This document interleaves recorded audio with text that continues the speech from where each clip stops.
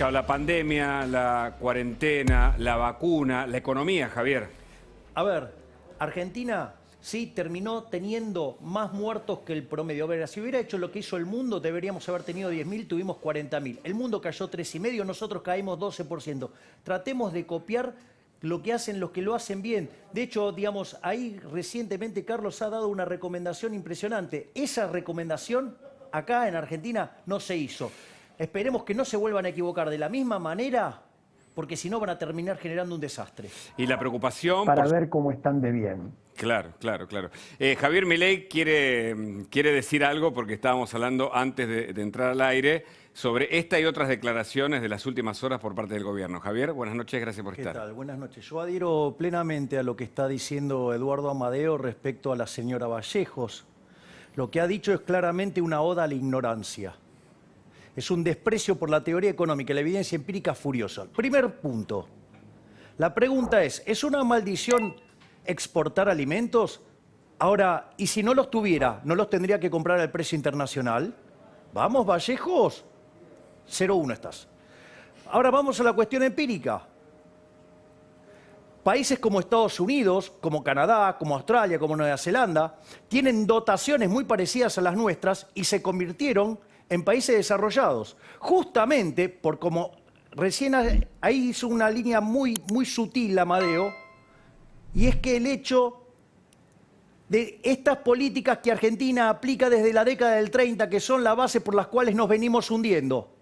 Justamente en base a ese modelo cepalino, toda esa, digamos, centro-periferia, toda esa porquería que empezamos a abrazar en ese momento y que de ser de los países más ricos del mundo, hoy estamos oscilando entre el 100 y el 120, o sea, estamos en la mitad de la tabla para abajo. Después del modelo agroexportador, le decimos de paso. No, bueno, pasando la historia, ¿no? Claro, que fue el que nos convirtió en el país más rico del mundo en 1895. 80, claro. Después hay otra burrada que tiene que ver con el tema de lo que es la inflación, porque uno podría decir, claro, porque sube el precio de los alimentos, entonces hay inflación. Eso es falso.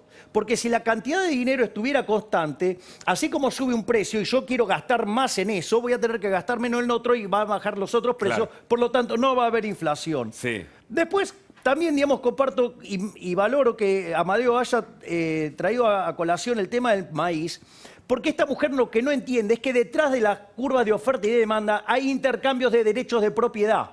Claro. Entonces, cuando vos te pones a tocar el precio, cuando vos manoseás el precio, en el fondo lo que estás haciendo es violentar el derecho de propiedad. O ponerlo en este sentido, Hugo. Suponete que vos tenés dos laburos. ¿Vas al que te paga más o al que te paga menos? Pero es obvio, ¿no? El que te paga más. Bueno, a ella le parece injusto, entonces te va a robar una parte. Entonces, que voy al último punto, que es, esto genera incertidumbre y cuando vas a tener que invertir, ¿qué vas a invertir? Nada. Claro.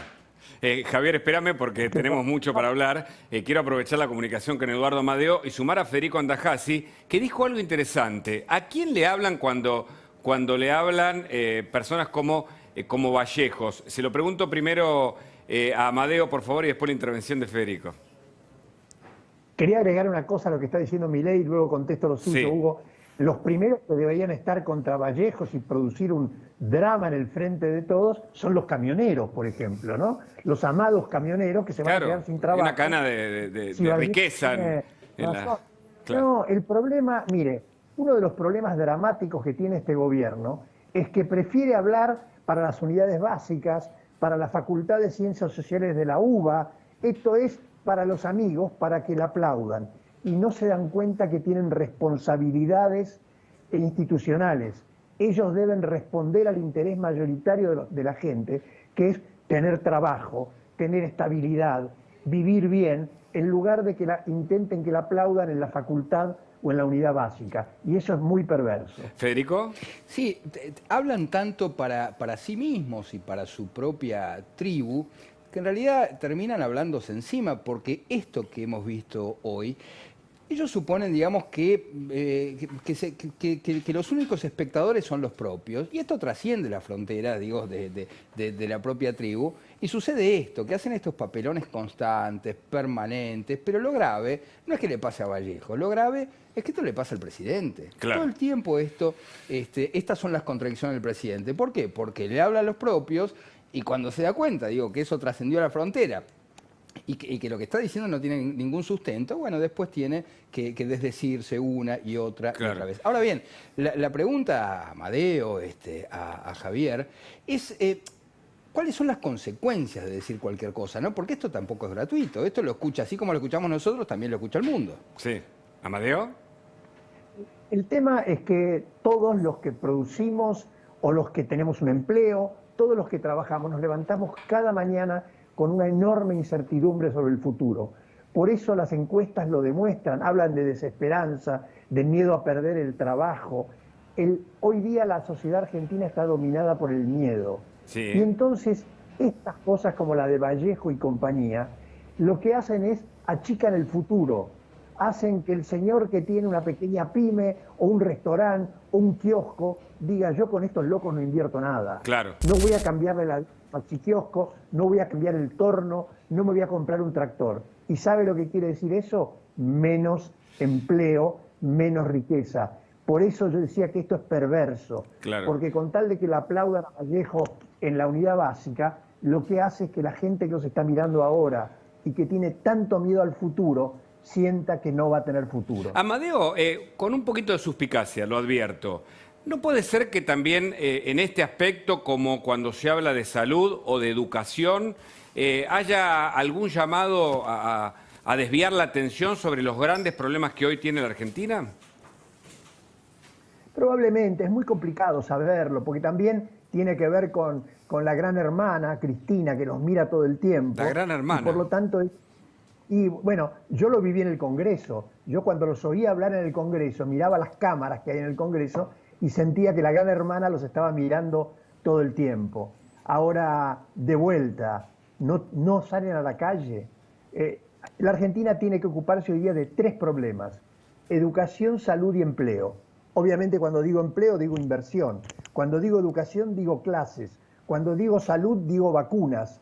Estos son los temas que un buen político en los que un buen político tiene que usar su tiempo y su energía, y que es lo que angustian a la gente, en lugar, insisto, de quedar bien con el propio grupo, claro, o de quedar bien con Cristina. Pero justamente le pregunto, porque sobre las vacunas hubo ida y vuelta. Uno no puede suponer que Carla Bisotti dice una cosa que era para los suyos y finalmente es una declaración pública sobre reducir las dosis a la mitad o en todo caso dar una aplicación de la Sputnik. Después es contradecida. Lo mismo en otros terrenos. En el terreno educativo, Nicolás Trota dice: vuelven las clases y resulta que en la práctica los gremios parece que no lo están aprobando. Es decir, hay como ensayos todo el tiempo de declaraciones que llaman la atención. Quiero hacer un comentario sobre el tema de las vacunas que me parece de una infinita perversidad. Yo estoy convencido, y lo podría afirmar, que el tema de las vacunas tiene detrás una raíz ideológica. Yo estoy seguro que las Vallejos, las Cristina Kirchner, las Máximo Kirchner, dicen: nosotros no vamos a comprar vacunas imperiales, no vamos a comprar vacunas hechas en Estados Unidos, en Inglaterra, vamos a comprar vacunas hechas en países de izquierda. Y así estamos con uno de los menores niveles de vacunación del mundo y además llegamos tarde, pero ellos están cómodos, no se han entregado a los Estados Unidos, y esto lo que va a producir es no solamente menos salud, más muertes, sino peor economía, porque a lo que estábamos conversando recién se suma que si la pandemia sigue va a haber menos producción y menos empleo. Yo lo firmo y me hago cargo de lo que estoy diciendo. Javier, ¿es así? ¿Coincidís con Amadeo que va a haber menos empleo, menos producción, Sí, que la economía va a decrecer este año? Definitivamente, digamos, no, el tema hay que tener cuidado con el decrecimiento porque como vamos a comparar contra un año muy malo, el número puede dar bien, pero solamente por una cuestión de rebote gato muerto, o sea, porque estoy comparando contra algo muy malo. O sea, no es una, digamos, o sea... a ver, estuve a toda la Liga de los Monstruos, me queda solo Frankenstein, bueno. La Liga de los Monstruos. Claro. Ahora, pero comparto el razonamiento de Amadeo como perspectiva de largo plazo de este tipo de cosas, porque aparte fíjate, Hugo, que cada vez que tiran estos globos de ensayo, entonces si pasa, pasa, y si no, pero después vuelve. Esto ya lo han hecho varias veces y termina pasando. Tarde o temprano estas cosas terminan llegando. Entonces, en realidad, vos tenés así un shock o a veces lo hacen, te tiran algo, te van por 100, pero te terminan sacando 5. Pero quieras o no, te terminan expropiando. Hay una cuestión de avance sobre el derecho de propiedad. Y hay otro tema muy interesante que mencionó Amadeo y que estaba ligado al punto 5 que le levanté yo en la parte inicial, que es el efecto de la incertidumbre. Cuando vos tenés incertidumbre, la incertidumbre es peor que el riesgo, porque vos el riesgo lo podés manejar, la incertidumbre no. Y eso se manifiesta en que las tasas de descuento para un proyecto se vuelven estratosféricas. Y por eso estuvo muy bueno eso que dijo, se te achica el futuro. Es decir, no podés proyectar de largo plazo. Y si no vas a proyectar de largo plazo, no vas a tener una inversión robusta. Y cuando no tenés inversión robusta, no se incrementa el capital, no se incrementa la productividad, los salarios se destruyen y obviamente que después los alimentos te terminan siendo más caros. Pero no porque sean caros los alimentos, sino porque nosotros en realidad somos un país que venimos decreciendo permanentemente. ¿Y la comunicación del Banco Central? ¿Yo? Sí. Es una aberración. Es una cargada, es una estafa, es una ofensa al intelecto. Es decir, es un panfleto escrito para tratar de explicar muy mal técnicamente que los precios vienen determinados por los costos. Yo le voy a contar algo, o sea, Eduardo lo sabe porque es economista, pero este problema la economía lo resolvió en 1871 con un economista que se llamaba Karl Menger, que escribió un libro que se llama Principio de Economía Política, y algo que se llama ley de imputación, principio de imputación, que es que no son los costos los que determinan los precios, sino que son los precios los que determinan los costos. Y voy a explicar por qué. Suponete lo siguiente, Hugo, yo llego a una sociedad, descubro que no hay vino.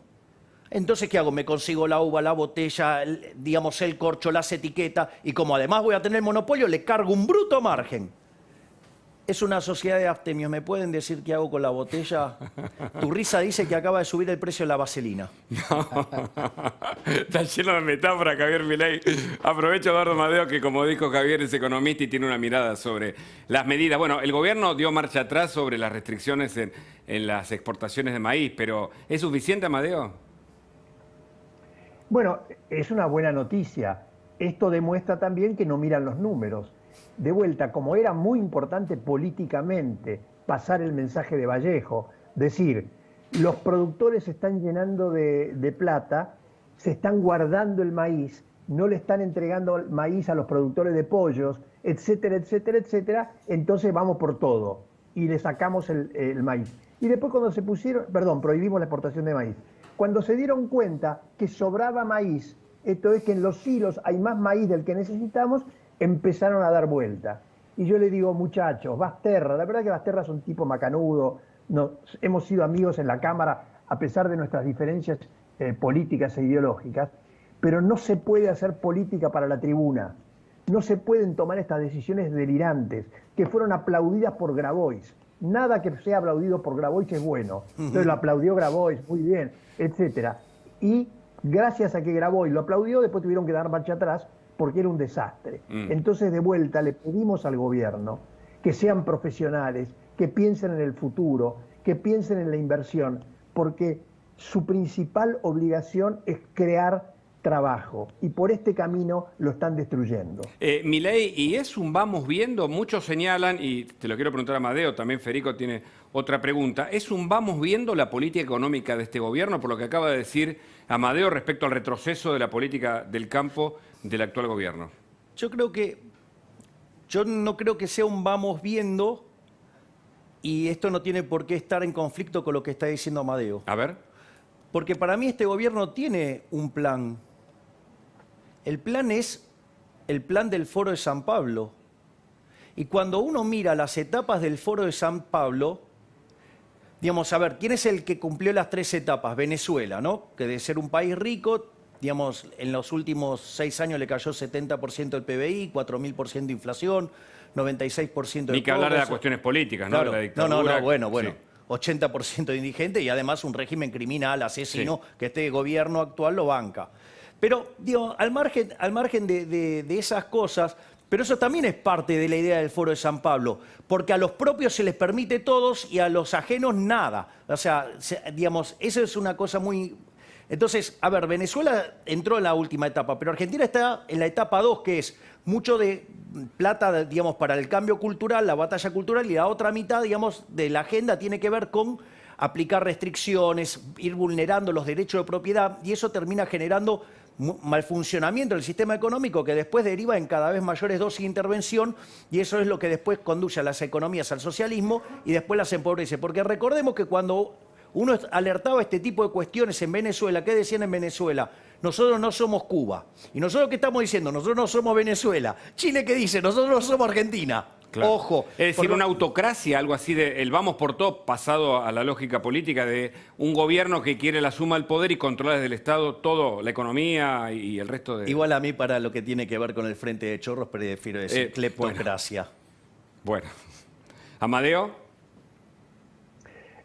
No, comparto absolutamente con Milei y comparto también que vamos en camino a Venezuela. Sí. Yo digo, esta declaración en sus diversas maneras, pero digo, fíjense lo que está pasando. Estamos empezando a ver fuertemente un proceso de migración, de hartazgo de la gente, de bajar los brazos frente a estos tipos, perdón, a este gobierno. En Venezuela esto tuvo características enormes, pero en la Argentina la falta de futuro y la desesperanza se está convirtiendo ya en un tema de todos los días. Segundo, se quieren quedar con todas las instituciones, desde las instituciones más elementales, como las que controlan el voto, por ejemplo, el Tribunal Electoral, este juez Ramos Padilla, etcétera. Obviamente ahora quieren quedarse con el Poder Judicial y si ganan las elecciones se van a quedar con los tres poderes y por lo tanto van a poder dibujar todo a su gusto.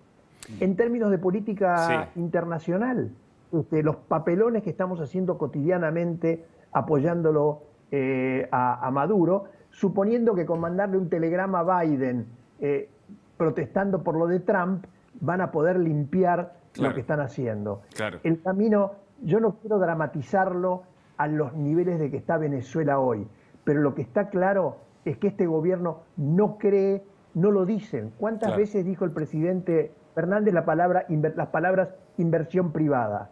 ¿Cuántas veces habló de productividad?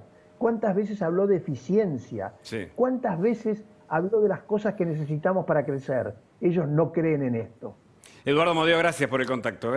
Interesante hablar con usted. Gracias, siempre. buenas noches a todos. Buenas noches. Y Federico, la idea de no tener una clara política justamente en lo exterior con Venezuela, parece que tampoco le resulta porque ni siquiera el régimen venezolano apoya a Alberto Fernández, que mandó una comitiva para apoyar a Maduro.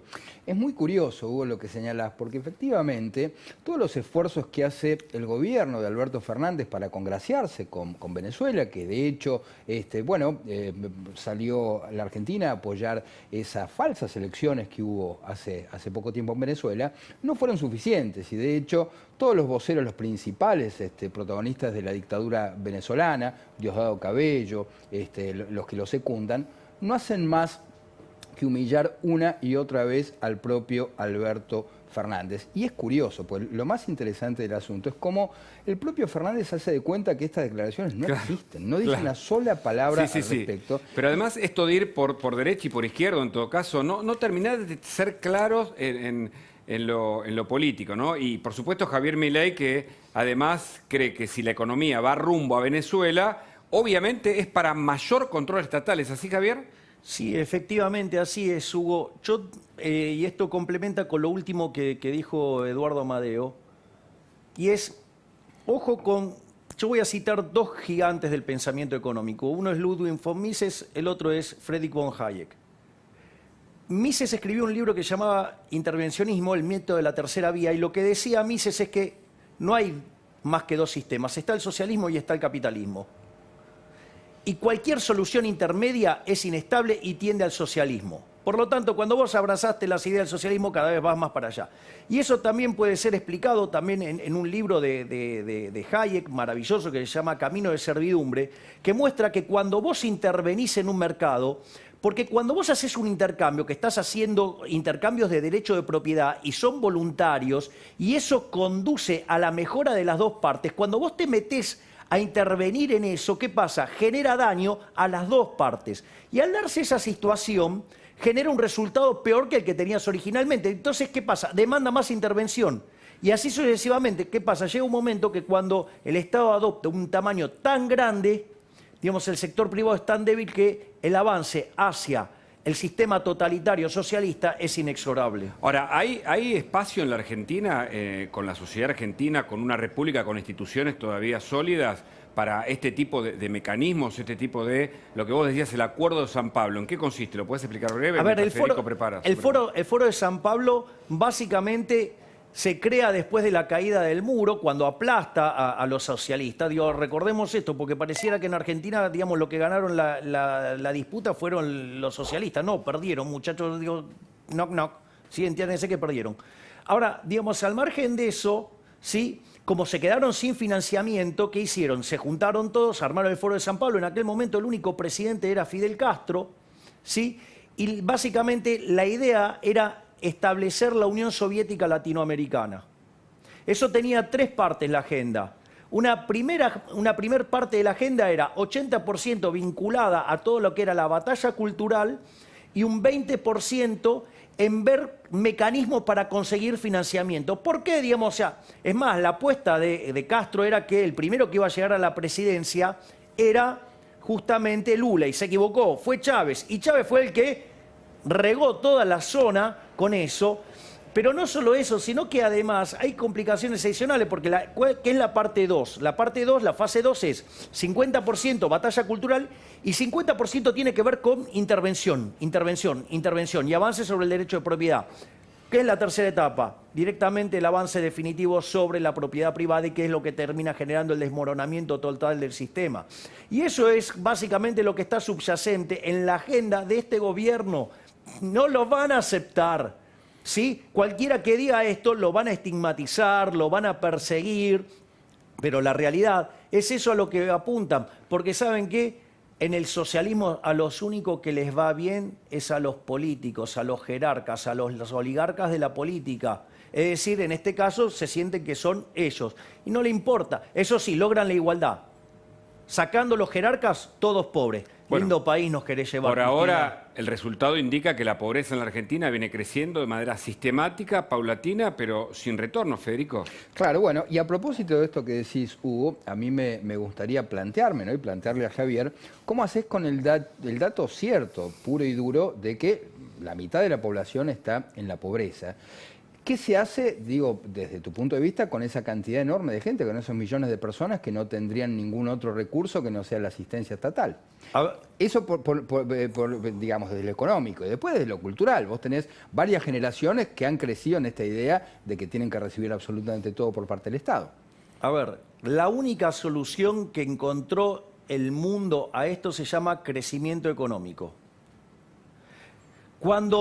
Suena muy lógico, además, ¿no? Suena como claro. Muy básico, ¿no? Okay. Crecimiento económico como a posibilidad. Ver, ahora, cuando uno mira la historia de la humanidad desde la era cristiana, cuando uno mira del 0 al 1800, ¿sí? ¿Qué es lo que ve? Que el producto per cápita solamente subió 40% y solo después del descubrimiento de América. Entonces, ¿cuándo empezó toda esta explosión de riqueza? Todo esto empezó con la revolución industrial, que tiene como algo previo una revolución institucional llamada capitalismo, que es el derecho de propiedad. Las revoluciones liberales, ¿se las conocen así? Exactamente, bien, Machiavelli. O sea, veo que anda tomando buenos apuntes. Bueno, algo estudiamos. No, ya lo sé. Hice un chiste.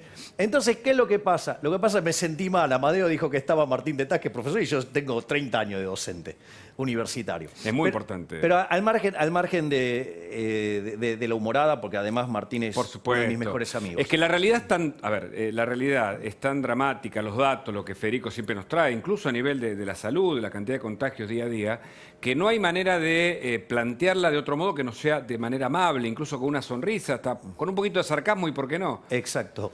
Bien, entonces, ¿cuál es el punto? Vos fíjate, en ese momento en el mundo vivían 1.000 millones de seres humanos y el 95% del planeta vivía con menos del equivalente de $1 diario. Hoy, ¿me comprendés? Previo a la llegada a esta crisis del coronavirus... Somos casi 8.000, ¿no? Son 7.800, exactamente, 7.800 millones de seres humanos que viven en el planeta Tierra, y era 5% ese número.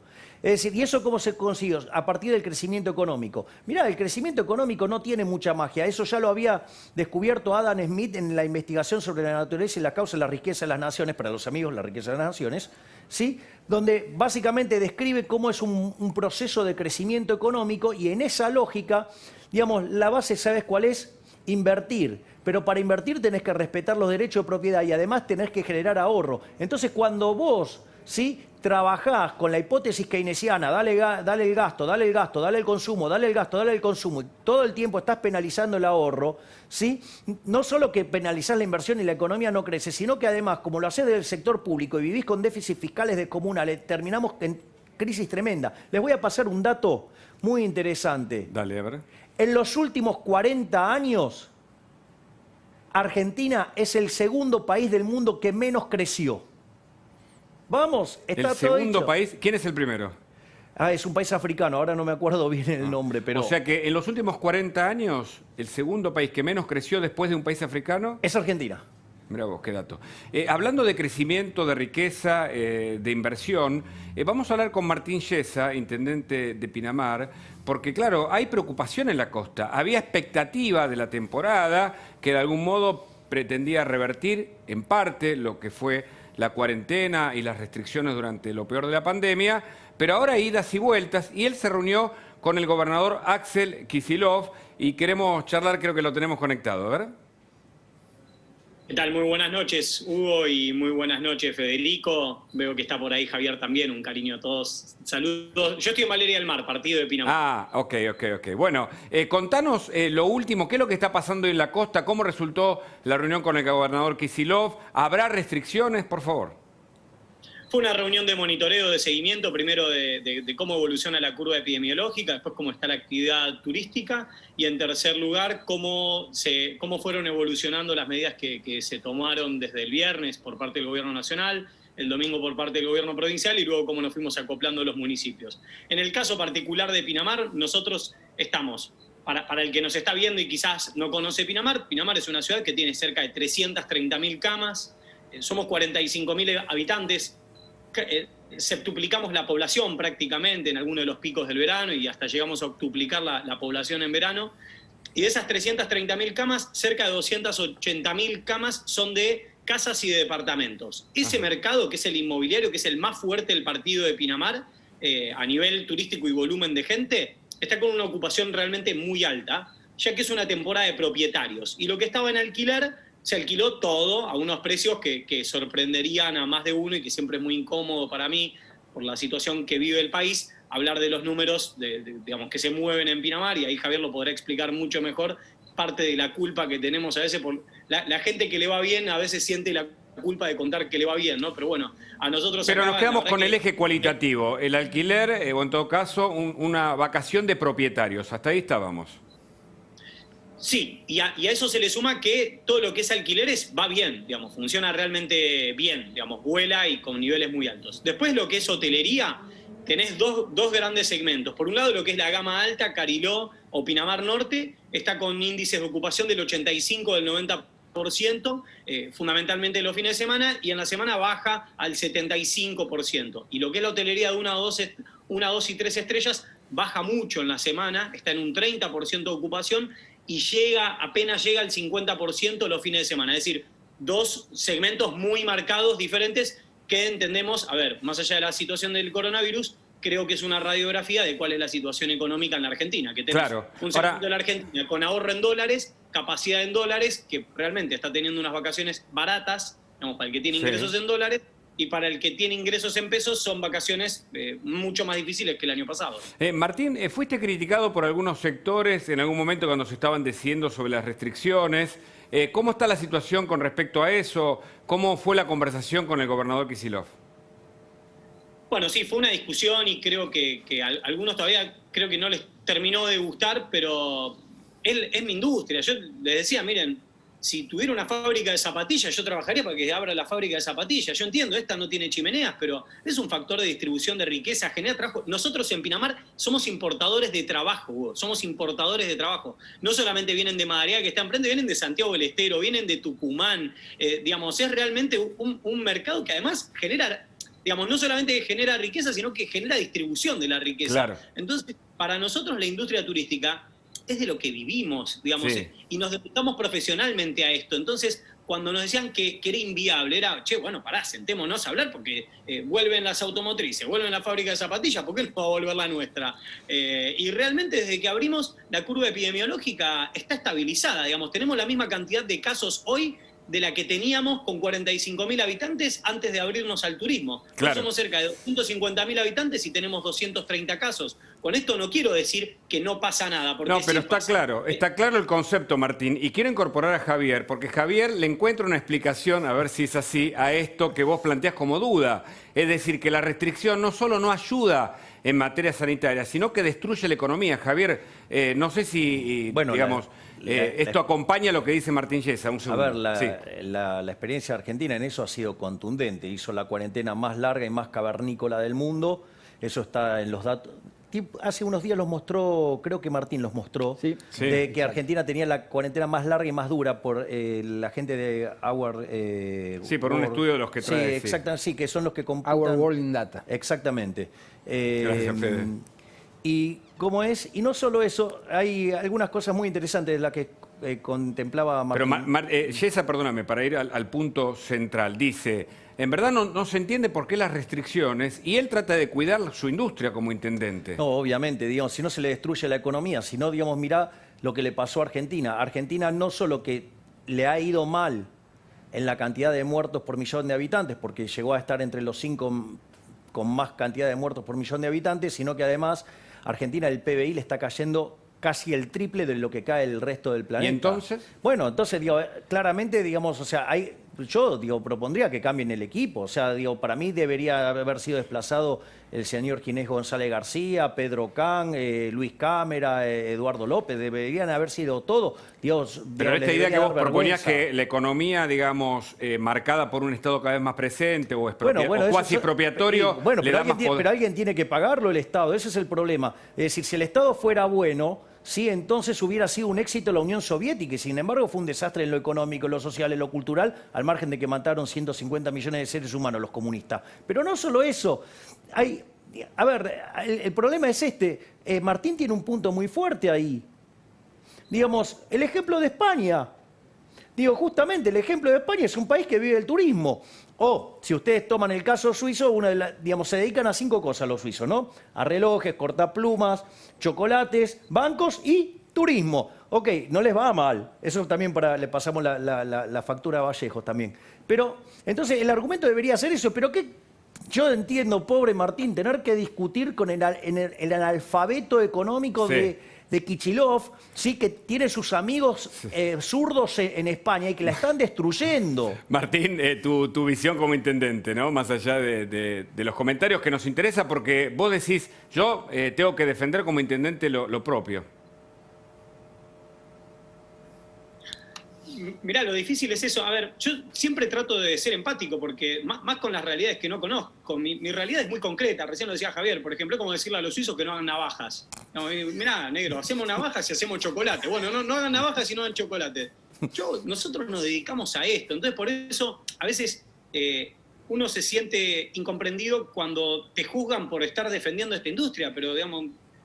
¿Para qué votaron los pinamarenses? Yo soy una persona electa por los pinamarenses por segunda vez, además con buenos guarismos dentro de la municipalidad de Pinamar. Así que nosotros a lo que nos dedicamos, Hugo, es hoy a defender la temporada. La verdad, más allá de las imágenes que se llevan una parte de la mirada y que, honestamente, lo que percibimos es que se convirtieron en un catalizador. Más se filmaba a los jóvenes que se juntaban, más jóvenes se juntaban. Claro. Yo lo hablé con un par de ellos y me decían, mira, la verdad, Martín, no sé si es tan divertido, pero ahora que nos vienen a filmar es más divertido todavía. Antes de la... Teníamos 21 kilómetros, 900 metros lineales de gente recontra tranquila. Es más, yo lo descubrí la primera temporada, Hugo, cometí el error de ansioso, ¿no? Mostré una foto de una playa que estaba llena de gente en mi primer verano.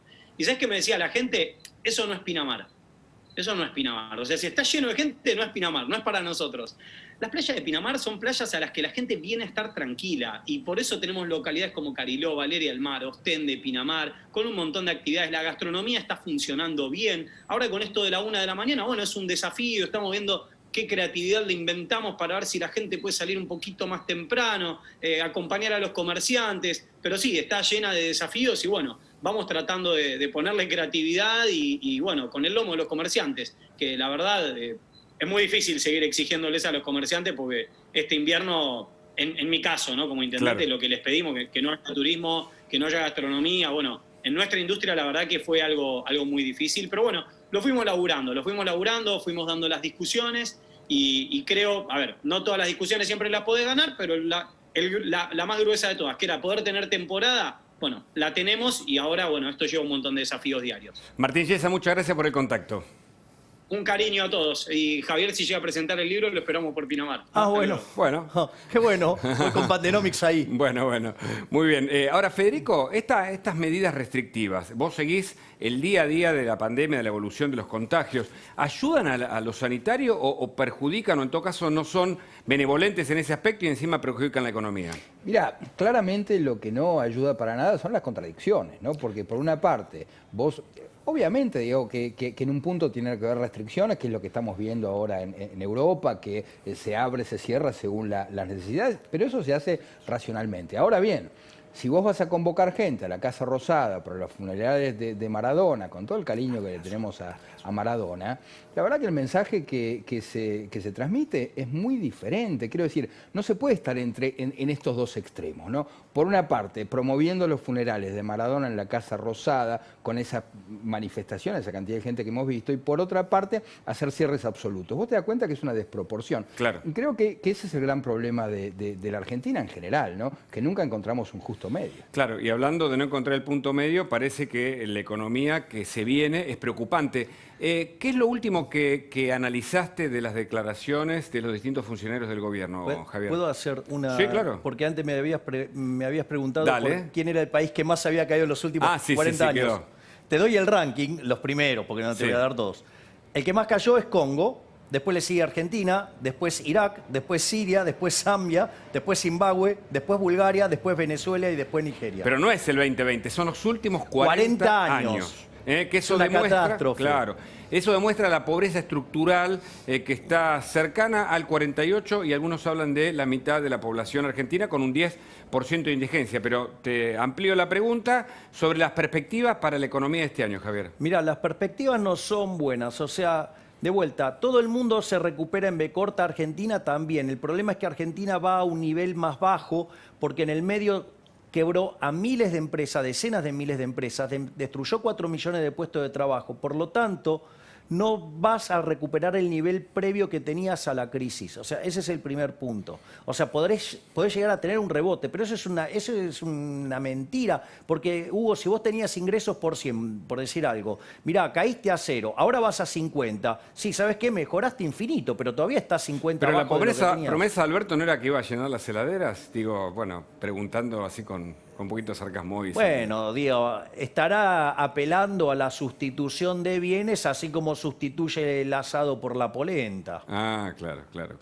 Evidentemente, incluso los ajustes a los jubilados es preocupante porque tampoco son coherentes con los anuncios en la campaña política. ¿Y de Guzmán qué hay que decir? No, yo tengo una pésima opinión de Guzmán, lo manifesté desde el primer día y con cada una de sus acciones lo justificó y lo validó. A ver, vamos al primer punto. Para reestructurar la deuda tardó casi 9 meses para pagarle lo que los acreedores querían. Para hacerlo de esa manera lo podría haber hecho en 15 días. Eso no es que lo digo yo, lo dijo el propio Prat Guy, que nos terminó sacando del default al inicio del gobierno de Macri. Por lo tanto, o sea, quiere decir que se podría haber hecho mejor. O sea, y lo dice alguien que lo hizo, no alguien que no lo hizo. Ese es el primer punto. Porque además nos sacó del default. Esto era solamente reestructurar, era bastante más fácil. Ese es el primer punto. Tardó 9 meses. Segundo punto, me parece un inmoral. Un inmoral. O sea, porque cuando él asumió, dijo, no va a haber ajuste. Y después mandó un paquete impositivo por el equivalente de 2 puntos del PBI. ¿Y cuál es el problema? El problema es que cuando le dijeron, pero usted dijo que no iba a haber ajuste, dijo, no lo va a haber, el gasto público no se toca. Es decir, que en el fondo, además, es socio de una corporación política chorra, parasitaria, inútil, expropiadora, ¿sí? Donde el avance claro. del Estado, es decir, cuando vos te avanza el Estado, menos libertad tenés. Es decir, a ver, más Estado es más impuesto, quiere decir menos plata para vos. O sea, entonces en el fondo... Y eso es lo que te termina hundiendo. Argentina, de hecho, no crece desde el año 2011. Digamos, llegó a este nivel estratosférico de presión fiscal gestada por los Kirchner, que la subieron 15 puntos del PBI, y el gasto lo subieron muchísimo más, generaron un desastre. Y esta economía es absolutamente inviable. Entonces, este gobierno, que lo único que se la pasa jactándose es del Estado presente, vuelvo a lo mismo. ¿Qué quieren, llevarnos de vuelta a la Unión Soviética? ¿No les alcanza con el ejemplo de Venezuela? ¿No que, digamos, van a estar siempre mirando para otro lado cuando van a Cuba? ¿O ignoran lo que pasa en Corea del Norte? Pero muchachos, vamos. Y ahora nos vamos a meter también, sin dejar la economía, porque está Javier Milei acá, con Carlos Regazzoni, que también está en el piso, y con Sandra Pita, si el problema de la vacuna, del plan de vacunación, de las idas y vueltas, de la incertidumbre que hay respecto a lo que pasa con la Sputnik, si llega la vacuna china, se inscriben en una cuestión económica, porque la Pfizer ya ha llegado a México, hoy el Papa se vacunó, Federico tiene los últimos datos. Se vacunó con Pfizer, ¿eh? Con Pfizer, Sí. se vacunó con Pfizer en el ¿Cómo? Vaticano. ¿El Papa comunista no lo hizo con la Sputnik? Bueno, con Pfizer. Por eso, si es un problema económico, si es un problema ideológico, ¿cuáles son los últimos datos, Federico? Hoy, de nuevo, me parece que tenemos un récord de contagios, casi estamos cerca de 45.000, si no me equivoco. Sí, 44.938 Decesos. contagios y hubo, esos los decesos totales, decesos, sí. hubo 12.725 nuevos contagios y hay 135 muertos. Son números altos, Sí, son sí, números sí. altos. Javier, y vos que seguís los datos también estadísticos, ¿qué hay que decir sobre la gestión ahora del distanciamiento social preventivo y obligatorio? Yo, digamos, de vuelta, lo mismo que señalé al inicio del año pasado cuando se ocurrió esta situación, hay una forma de encararlo. El método científico es un modelo muy conocido, después tiene mejoras. El modelo original es de mediados de la década del 50, que se llama SIGR, que quiere decir susceptibles, infectados y removidos. Y ese, digamos, ese modelo, o sea, después tuvo mejoras, pero es la base del método científico. Tiene dos grandes pivotes, por decirlo de alguna manera. Una parte es ir sobre la responsabilidad individual, que tiene que ver con la higiene, con lo que tiene que ver el distanciamiento social, el uso de barbijos, el armado de protocolos. Y por otra parte, lo que tiene que ver con la responsabilidad del Estado, si yo tengo estado de bienestar, lo aclaro, ¿sí? Porque digo, la solución en una economía anarcocapitalista es distinta. Entonces, digamos, ¿cuáles son las ideas? Y que tiene que haber testeos masivos, ¿para qué? Para detectar rápidamente a los infectados y removerlos rápidamente del sistema para que no infecten. Y además, dentro de los susceptibles había que excluir a aquellos grupos de riesgo. ¿Por qué? Porque si estaban más expuestos, podían llevar a una mayor saturación del sistema de salud y provocar un colapso que después, digamos, los médicos tengan que estar frente a la horrible decisión de ver quién se muere. Entonces, me parece que ese criterio se sigue utilizando. Aquellos que lo han utilizado en el mundo ha funcionado exitosamente. Siempre hay un outlier, digo, porque hay algún caso, digo, que testea mucho y le va mal, y hay casos que testearon poco y le fue bien. Pero, digo, a ver, Japón, pero tiene una cultura de la conducta individual de cómo De enfrenta. distancia. Claro, exactamente. Sí, sí, no, aparte, sí. digamos, destornuda uno y ya están todos con el barbijo. Pero, o sea, pero además, es costumbre. permitime, porque la perspectiva, la historia nos va a ayudar a tener más claridad sobre cómo Argentina se comportó en salud pública, que es uno de los bastiones de las estructuras junto con la educación que nos ha caracterizado en América Latina, cómo se comportó frente a la pandemia. Los datos van a ser muy testigos de este análisis, y también la gestión de la cuarentena y también la cuestión de la vacunación. Y está con nosotros Carlos Regazzoni y su primera mirada sobre la Sputnik, el plan de vacunación. Creo que hay 90.000 hoy formalmente vacunados en la Argentina, pero solo con la primera dosis. ¿Alcanza? Bueno, lamentablemente Argentina está vacunando, supongamos, 50.000, aplicando 50.000 dosis por semana. Tiene que aplicar en total 70 millones de dosis, lo que da 18 años de vacunación al ritmo actual. Entonces, por supuesto que esto tiene dos razones. Una es la falta de provisión de vacuna, y el otro es indudablemente una dificultad logística, que la han tenido están teniendo muchos países y otros no. Nosotros tenemos que urgentemente cambiar la logística en primera instancia, porque ni siquiera vamos al ritmo que vamos a poder agotar lo que ya se precompró, los 22 millones de Sputnik o los 25 millones de Sputnik y los 22 millones de la de AstraZeneca. Ahora, entre paréntesis, ¿usted sabe cuánto se pagó por cada dosis?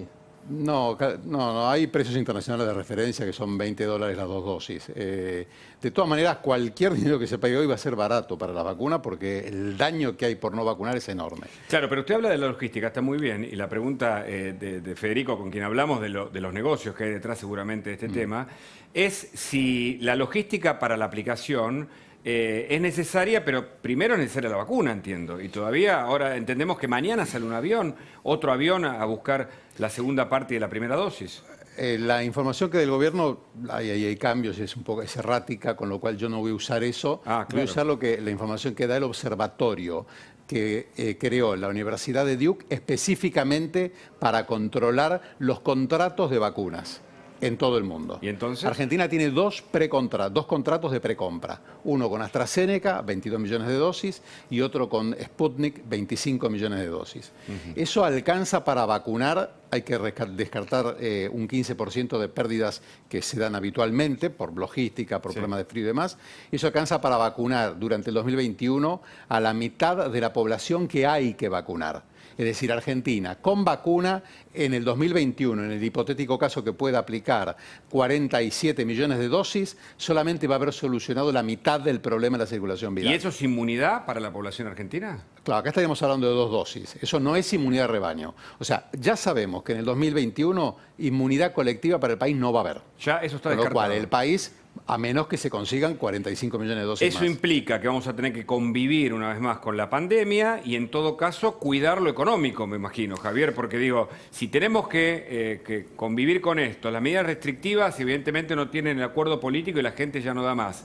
¿Cómo se hace para compatibilizar ambas cosas? Bueno, a ver, uno de los planteos que originalmente uno hizo sobre esto y el motivo del nombre de la cuarentena cavernícola es, suponete lo siguiente, Hugo, el hombre de las cavernas está ahí, digamos, o sea, le queda un poquito de alimento y ya ve que se le está acabando. Es cierto que afuera hay unos bichos enormes, horribles y que probablemente... Hoy es el día de los ejemplos, Javier. Digamos, hoy estoy muy alegórico. Sí. ¿Este viene con vaselina también o no? Te gustó, el del vino. Entonces, a ver, ¿cuál es el punto?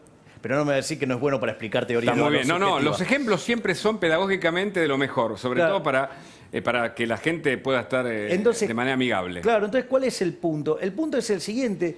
Vos, por más que haya unos bichos enormes afuera... En el hombre de la caverna. Y claro, vas a tener que salir, porque si no, digamos, tenés una muerte segura del otro lado. Entonces, digo, vos en algún momento, vas a tener que salir, vas a tener que evaluar riesgo. Entonces, por eso es tan importante la parte del modelo que tiene que ver con la responsabilidad individual.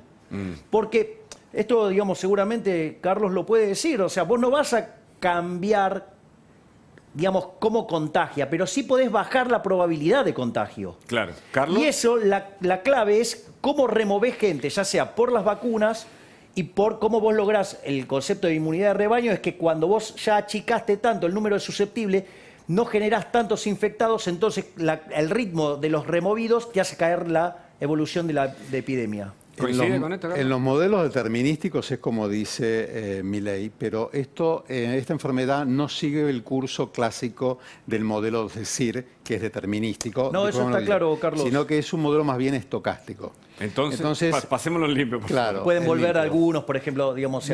Claro. Esta pandemia se caracteriza por la enorme incertidumbre que causa en el sistema.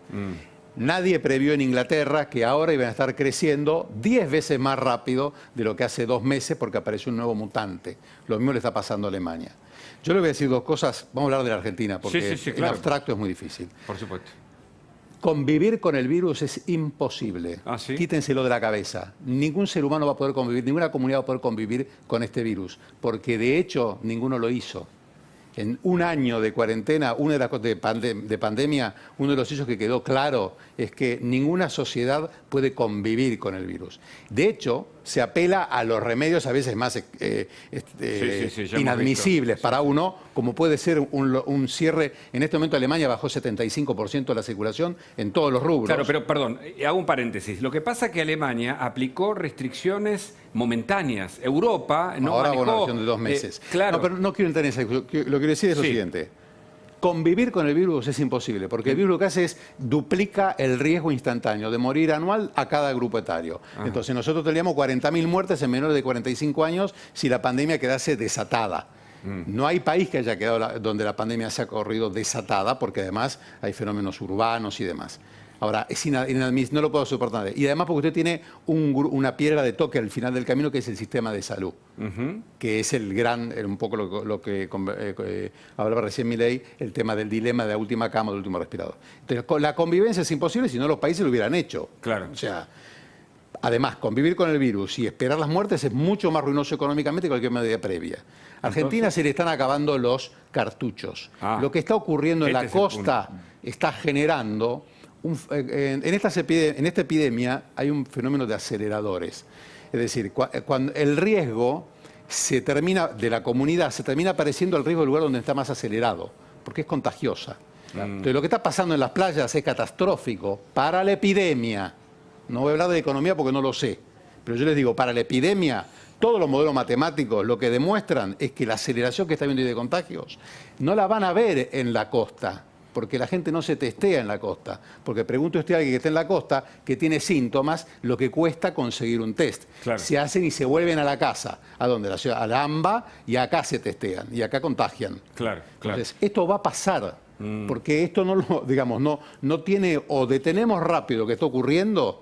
O sea, entendemos que no tenemos 15 días o 20 días para definirlo. Cada día cuenta, Cada día cuenta, pero es además, una cuenta regresiva. Pero además es una función que se llama una función de potencia. Es Claro. decir, cada día le agrega un exponente al crecimiento. Es exponencial, entiendo. Justamente. Tenemos a Sandra Pita, investigadora del CONICET, mucho para hablar. Estamos con Federico Andajasi, con todo el equipo de Mirá, Carlos Regazzoni, Javier Milei. Se cruzan los temas en lo económico, en lo sanitario, y Sandra Pita, que tiene una mirada crítica, la saludamos, le decimos buenas noches, y vemos algunos tuits, Sandra, que comunicaste a través de justamente esa red social para dar tu opinión sobre la vacuna, en este caso la vacuna rusa. Prospecto de la vacuna viene en ruso. Lo que había mostrado hoy Federico. Un prospecto en Argentina debe estar siempre en castellano. Son aplanadoras estos tipos, dice Sandra Pita, aplanadoras de derechos, de libertades, de ética en salud. Pediría que renuncien ya Bisotti, Ginés, González García, pero tengo algo peor. Sandra, buenas noches, gracias por el contacto. Ahí vemos el prospecto de la vacuna Sputnik V, que está en ruso. ¿Cómo estás, Sandra? ¿Qué tal? ¿Qué tal? Buenas noches. Muy contundente con el pedido de renuncia que haces. ¿Por qué? Sí, porque me parece que están faltando a todas las reglamentaciones, a la ética dentro de lo que es la salud pública. Me parece que básicamente un prospecto tiene que estar en castellano, eso es una reglamentación. El apuro no justifica para nada no tener un prospecto en castellano.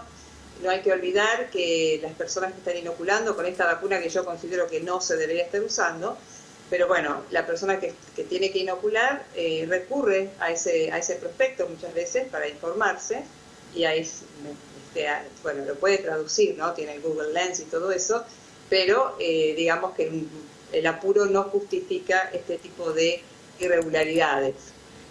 Vos hablas de libertades también y cuestiones científicas o cierto perjuicio o consecuencias negativas de esta vacunación. ¿A qué te referís, Sandra? A mí me parece que el haber aprobado esta vacuna abre una puerta muy peligrosa. A ver. Si bien es verdad que hay una emergencia, es verdad que tenemos que detenerla, es verdad que hay que vacunar. Abrir una puerta hacia una vacuna que no tiene evidencia científica comprobable es como abrir una caja de Pandora dentro de lo que es la salud pública argentina. El ANMAT tiene una regulación que tiene que cumplir. Hay una vacuna que está por llegar pronto, Ningún país, incluso en el peor momento de Estados Unidos, cuando había realmente, digamos, un crecimiento exponencial, se quiso presionar a Trump quiso presionar a la FDA para que aprobara rápidamente, inclusive por motivos electorales también, por supuesto, rápidamente una vacuna con estos mismos argumentos. Tenemos que salir de esta situación.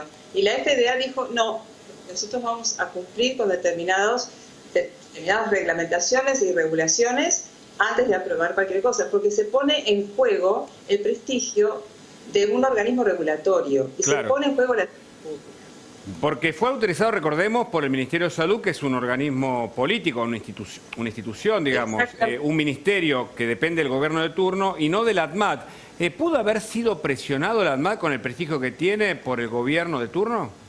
¿Sandra? Yo creo que sí, yo creo que inclusive me parece que los funcionarios del ADMAT que no hicieron la autorización, se preservaron bastante, ¿no? Hay algunos ahí que yo conozco y que jamás aprobarían una cosa así.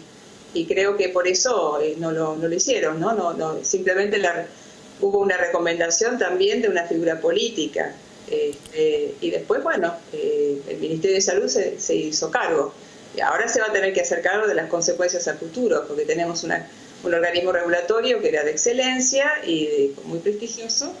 Y ahora, bueno, no lo es tanto, ¿no? Federico Andajasi tiene una pregunta, Sí, Sandra, para vos. Sandra, vos en esta polémica que sostuviste hoy con personas, digamos, que están dentro del campo científico, dijiste algo que es muy cierto, y es que se introdujo en esta discusión una cuestión dogmática, una cuestión de fe, ¿no? Como si la eficacia de una vacuna dependiera de cuánta fe, digo, en el sentido religioso, ¿no? Se le tiene no solamente a la vacuna, sino al país del cual procede, ¿no es cierto? Más allá de que la vacuna puede ser buena, ahora de hecho van a empezar a estudiar en Europa la posibilidad de implementar la vacuna rusa. ¿Cómo es esto que decía Sandra en relación a hacer cuestiones de fe en asuntos completamente científicos? Bueno, será que me estoy ubicando, Sí. parece que siempre me estoy descentrando. No, yo en porque este programa. pasaste de la izquierda a la derecha. Un poquito menos, Claro. un poquito menos. Por favor. A ver, Ahí, exactamente. voy a quedar centrada. Ahí te Mira, vemos. por un lado, la Unión Europea no está considerando la vacuna rusa. Eso es una fake news. Bueno, porque uno la busca en el buscador de la EMA y bueno, también hay gente conocida que cuenta algunas cosas que están llegando. No está siendo considerada, eso es una aspiración que tiene Putin.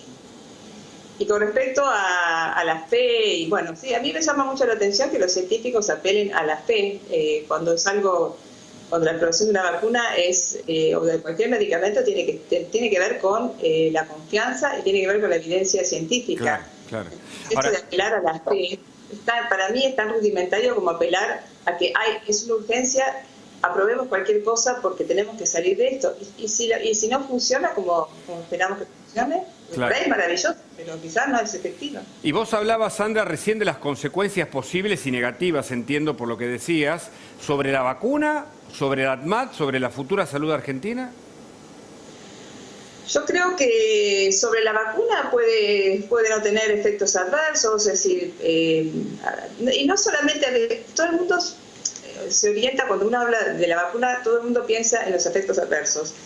Y uno tiene que ir un poquito más allá, pensar, por ejemplo, en la eficacia que tiene, en cómo va a proteger, otras características. Yo pienso que el gran daño que se le va a hacer es a la ANMAT, es a la salud pública, a los organismos regulatorios.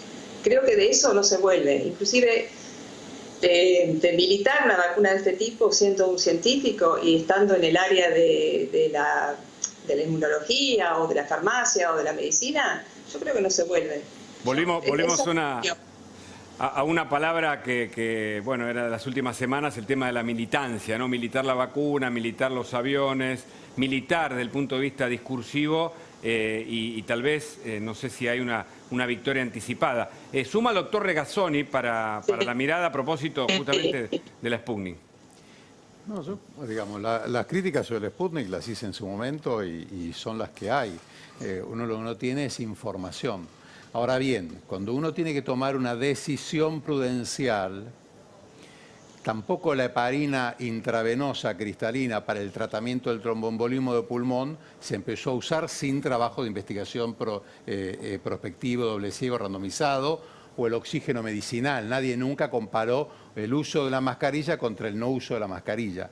La medicina está repleta de ejemplos en los cuales la experiencia, la empiria, ha dado información que a juicio prudencial del médico ha tenido que sobrepasar la oncología, por ejemplo, ni hablar. La mitad de los medicamentos oncológicos viejos nunca habían sido probados con un estudio prospectivo doble ciego.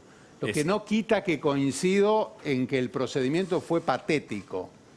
Fue patético. Pero, y hay que recalcarlo 200 millones de veces, Argentina no tiene otra vacuna. Y no es que no tiene otra vacuna porque no la puede comprar, por una cuestión ideológica, porque está peleado con los americanos. Eso no existe. No tiene otra vacuna porque Pfizer vendió la totalidad de su producción 3 veces hace 6 meses atrás. Y ya se sabe de hace 4 meses atrás, y si no lo pueden consultar en este observatorio de la Universidad de Duke, que no hay vacuna disponible para el 95% para el 90% de la gente del planeta Tierra. Está claro. O sea, hay una crisis en este momento con la producción de vacuna. Entonces, todos los países, inclusive los europeos, van a aplicar a las vacunas que haya utilizando un criterio un poco más laxo. La FDA, para aprobar la vacuna de Oxford y la de Moderna, pero no es que relajó sus controles, los recontra relajó. La vacuna de Moderna de Pfizer aumentan 10 veces la incidencia de shock anafiláctico. Hay que dar la segunda terapia intensiva al lado. O sea, no es que estamos hablando de algo, estamos hablando de una situación de límite. En una situación límite uno tiene que tomar decisiones utilizando siempre los criterios estrictos que la doctora expresa y que son el lugar común de la ciencia. Sí. Pero entendiendo la situación en la que nos encontramos. Llegará el momento, que en lo personal yo creo que no es ahora, porque lo peor que podemos estar haciendo ahora es dándole el parche a la grieta, porque Argentina va a terminar destruida con esto. O sea, entendamos que estamos ante un cambio de era. Lo que está pasando con la pandemia no es chiste. O sea, es un tema realmente serio, muy Sandra, serio. tu última apreciación, Entonces, por favor. o cambiamos la forma en que vamos a analizar esto, y cuando llegue el momento de rendir cuentas, que va a llegar, porque en algún momento vamos a mirar para atrás, como se hizo a final de este año, y decir, mamá, momento, Argentina tuvo la cuarentena más larga del mundo, estuvo entre los 10 países con muertes por millón más alto, más elevado del mundo, y es el país que más días de clase perdió en el planeta. Entonces nadie me puede decir que esto fue hecho correctamente. Además de que después veremos las causas de ello. Además está entre los peores de América Latina. Pero con por lo cual eso ni siquiera el estamos contexto social pero uno admite eso, lo Claro. que no tiene que ver ahora con que la gente debe vacunarse con la Sputnik, Paremay, Paruski, porque no hay otra. Y cada día de vacunación que se está perdiendo, y lo dije al principio, es letal para la Argentina. Muere gente, no hay tiempo. O sea, yo entiendo que hay que salvar el ANMAT, ¿cómo que no lo voy a creer? Pero no hay tiempo, no hay más tiempo. O sea, se superó, a ver si lo puedo decir de otra manera. La curva, lo que está pasando, lo que uno ve es el iceberg. Okay. Yo esos los 13.000 casos que vi hoy, es el iceberg, ¿entiende? Los 250 casos de Pinamar, es el iceberg. Permitime. Abajo está lo que se llama densidad de casos, Sí, lo que es brutal lo que está pasando en nuestro país. Qué brutal. Permitime que cierre Sandra, por favor, y seguimos acá con regazones. Sí, Sandra, te escuchamos, con atención. Bueno, me parece que hay que un poquito bajar los decibeles, ¿no? Me parece que sí estamos ante una situación muy crítica. Creo que los ejemplos que dio el doctor tienen más que ver con usos compasivos y con drug repurposing, que es otra cosa. El tromboembolismo de pulmón, ninguno uso compasivo. Pero hablemos de uno, por favor. Y nada, hay un consenso en la comunidad científica, en la comunidad médica, que un tratamiento sin un ensayo clínico no se puede aplicar. Porque si fuese así, entonces podemos utilizar cualquier cosa y no necesitaríamos organismos de regulación. A mí me parece que sí es importante tener una vacuna. Seguramente los laboratorios van a empezar a aumentar su producción y tenemos en vista también la AstraZeneca, que esa se va a producir acá. Hay una propuesta para producirla acá. Esa va a ser autorizada, ya fue autorizada en Inglaterra. No es cierto que las autorizaciones de la Oxford y de la Moderna sean equivalentes al desastre que se hizo acá. Y creo que la de AstraZeneca se va a volver a producto interesante. Así que, como decía Napoleón, ¿no? Vísteme lento que estoy apurado. Esa es mi conclusión. Gracias, Sandra, por el contacto. Seguimos aquí en Mirá. Se ha puesto, bueno, se ha armado un debate, hay preocupación, por supuesto, por lo que está pasando. Lo que está pasando tiene que ver con la salud de todos nosotros y tenemos un rato más de Mirá. Mientras tanto te cuento que los Haroldos son vinos finos con Ángel, los Haroldos Estate, mucho más de lo que esperás.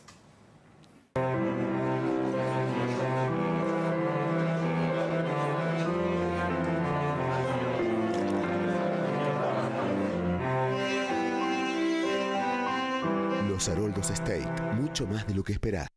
Sí, creo que se llama así.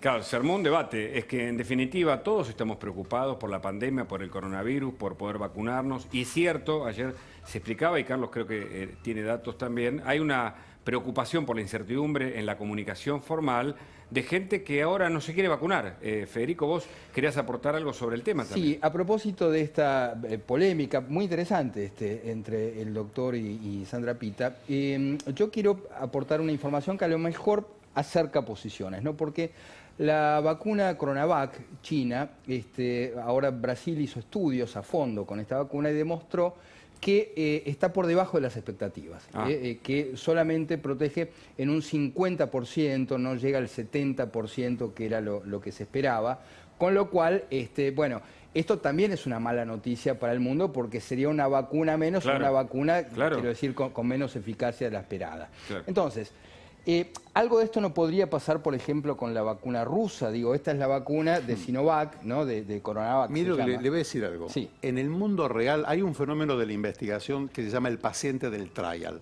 o el paciente del ensayo clínico. Ajá. El paciente del ensayo clínico siempre le va mucho mejor que al paciente real, por un montón de razones. Muy probablemente ninguna vacuna tenga 90% de eficacia. Es difícil que tenga más del 80% de eficacia. Por más que el trabajo de investigación clínica haya dicho que tiene 92, 94, lo que fuere. Porque el paciente del trial es un paciente, de hecho, incluso en los trabajos de investigación, la gente de más edad, que la que más riesgo tiene, tuvo una eficacia mucho menor. Tuvo una eficacia del 80-85%, incluso la de Oxford y la de Moderna. O sea, eso es un hecho que es conocido. Ahora acá, por eso es muy compleja la estrategia que le espera a Argentina por delante, porque la vacuna no va a erradicar el problema hasta que no sea verdaderamente masiva, para lo cual faltan muchos meses o años. Claro, claro, pero digo, es muy enfático y me gustó la idea de que no hay que batir, como es el parche sobre la grieta, en este tema. Pero también es cierto, y tenemos que decir, de eso trabajamos nosotros como periodistas, la verdad sobre lo que está pasando a nivel mundial. Y parece como que la Argentina llega un poco más tarde que países de la región, Carlos. Incluso la comunicación genera un efecto adverso sobre ahora una población que crece, que no se quiere vacunar. Es que yo, es decir, comparar la Argentina con América Latina, por supuesto que se puede hacer, yo no soy quien para hacerlo, y me parece que en este momento las comparaciones no nos ayudan, porque tenemos que buscar resultados. Si nosotros seguimos con el virus circulando, vamos a tener consecuencias económicas y sociales brutales. O sea, brutales. De hecho, estando Javier, yo no puedo hablar de economía. Lo que va a pasar, lo que está pasando, hoy salió el informe de la CEPAL, que por ahí no es una fuente que guste mucho, habla de 280 millones de pobres en América Latina para el próximo año. La enfermedad causa enfermedad, conflicto y pobreza. No va a funcionar ninguna estrategia para solucionar la pobreza o para solucionar el conflicto si no resolvemos la cuestión de la enfermedad. Y esto uno en medicina lo ve cuando ve un paciente que tiene una enfermedad que lo va a inhabilitar por un año y es el padre de familia. Claro, claro. Primero hay que salvarlo, claro. Si no lo curaste, o sea, tampoco quiero caer en el eslogan de hay que salvar vidas y eso, obviamente, todos queremos salvar vidas. Yo no quiero hacer una cuestión política. No, entiendo el punto médico, científico. Lo que estoy diciendo es, si nosotros queremos una estrategia económica, tiene que estar de la mano de... Cuando yo critiqué la cuarentena eterna, no lo hice con un criterio económico, lo hice con un criterio médico. Dije, muchachos, no va a funcionar más de 2 meses porque la gente no la va a poder cumplir. Claro. Y hay una premisa médica clara que dice, ¿Cuál es el mejor tratamiento para un paciente? El mejor tratamiento que el paciente puede soportar. De hecho, después, cuando se liberó, parece que la gente se le abrió la jaula, entre comillas, y salió a la calle, ya que estamos en día de metáfora. Antes se había Esto es lo que liberado. pasó, las fiestas. Antes se había liberado. Antes. Cuando vos analizás la curva argentina, usted piensa que la curva, no soy quien para predecir. Cuando uno hacía los cálculos, Argentina iba a tener el rebrote a partir del 15 de diciembre. ¿Sabe por qué? Porque la densidad de casos que había acumulado, incluso con los casos en baja, era insoportable. Claro. Argentina fue abriendo naturalmente y por las razones más entendibles que una persona tiene que alimentarse, con una positividad del 25%. Eso significa que tu prevalencia real ya ni sabes cuál es. La incertidumbre es por 5. Totalmente, totalmente. Seguimos en instantes. Javier Milei se habló de pobreza en América Latina y en la Argentina. Tiene una respuesta para hacer. En instantes, aquí mira. Claro, el problema es la pandemia, el problema del coronavirus, sumado a la economía, sumado a la pobreza. Carlos Regazzoni, quien está con nosotros, dice que la CEPAL indicó 280 millones de pobres en América Latina. ¿Y en Argentina, Javier, eso va en crecimiento? Sí, claro, Argentina es un país que vive en continuo crecimiento de la pobreza, pero esto, digamos, viene arrastrándolo desde hace años, o sea, de hecho, la única caída que hubo de la pobreza durante la democracia, la verdadera fue durante la primera parte del gobierno de Menem, y verdaderamente lo que fue la caída de la pobreza durante el gobierno de Kirchner en realidad fue volver a los niveles, a los niveles previos. Pero claramente este virus, o sea, a la luz de todos los millones de puestos de trabajo que se perdieron, ¿sí? Digamos, el aumento de las personas con riesgo de inseguridad alimentaria, o sea, el aumento de pobres, o sea, ha sido verdaderamente letal. Por eso, digamos, es que uno tiene que mirar estas cosas no solo desde el plano, digamos, de la salud, digamos, sino también del plano de la economía, porque nosotros, a ver, en Argentina hicimos todo mal. Si nosotros hubiéramos hecho lo mismo que hizo el mundo en promedio, o sea, un país mediocre hubiéramos sido, tendríamos que tener 10.000 muertos, tenemos 40.000 acá, digamos, alguien tiene la responsabilidad por 30.000 muertos, ese es el primer punto. El segundo punto, digo, quiero hacer una aclaración de lo que dijo Carlos, que probablemente fue porque no me escuchó. Cuando hice la referencia al CIR, dije el primer modelo a mediados de la década del 50 con sus posteriores mejoras, que son meter todos los temas estocásticos que muy bien mencionaba Carlos, porque tiene que ver, digo, de hecho, cuando fue la peste española, sí que fue entre 1918 y 1920, fue en cuatro etapas, una en 1918, dos en 1919 y otra en 1920. Y ahí quiero mencionar dos temas no menores. Uno es el tema de cuidado cuando hablamos con el formato de la función, ¿no? Porque se suele hablar de la exponencialidad de la función. En realidad, las epidemias no llevan el formato de una exponencial, llevan un formato que se llama logístico. Tiene un primer tramo que es creciente y después cambia y pasa a crecer decrecientemente. Se llama el tramo logarítmico. ¿Por qué es importante entender esto? Porque donde cambia la curvatura es donde se da el pico. Como los infectólogos, digamos, que mostraba el gobierno no sabían de matemática, ni siquiera sabían leer gráficos, y eso, digamos, o sea, puedo, digamos, dar después la documentación del evento. ¿Cuál es el problema? Que nunca detectaron el pico, nunca lo ven venir, nunca ven el pico, porque si estoy buscando una función exponencial, ¿hasta dónde puede crecer? Hasta cualquier lado. Y en realidad hay un límite que es que la población total, o sea que inexorablemente en algún momento el proceso, digamos, se termina. Y otra cosa que a mí me gustaría señalar es el tema de la letalidad. La verdad que lo que planteó la Organización Mundial de la Salud, la verdad que le erraron horrible, porque, a ver, en el mundo mueren 60 millones de seres humanos, son 165.000 por día. El coronavirus tardó 105 días en llegar ahí. ¿Sí? Yo no estoy negando la existencia del virus, no estoy diciendo de los problemas que causa y no estoy diciendo nada de eso. Lo que estoy diciendo es que no era para hacer este tipo de cuarentena, es decir, el mundo tuvo, digamos, o sea, tuvo un impacto económico como si hubiéramos tenido la peste española, pero le erraron por 200. Claro, entonces el daño fue enorme. Entonces me parece que debería haber trabajado con, no sé, con un equipo más grande, que contemplaran un montón de otras cosas más. Sí, de otros especialistas. Porque si yo, digamos, o sea, mandé a 235 millones de seres humanos a una situación de inseguridad alimentaria, llegando a matar 100 millones, o sea, el remedio terminó siendo mucho peor que la enfermedad. Claro, la pandemia, la cuarentena, la vacuna, la economía, Javier. A ver, Argentina sí terminó teniendo más muertos que el promedio. A ver, si hubiera hecho lo que hizo el mundo, deberíamos haber tenido 10.000, tuvimos 40.000. El mundo cayó 3,5%, nosotros caímos 12%. Tratemos de copiar lo que hacen los que lo hacen bien. De hecho, digamos, ahí recientemente Carlos ha dado una recomendación impresionante. Esa recomendación acá en Argentina no se hizo. Esperemos que no se vuelvan a equivocar de la misma manera, porque si no van a terminar generando un desastre. Y la preocupación, por supuesto, porque tiene que haber decisiones del gobierno y toda la información...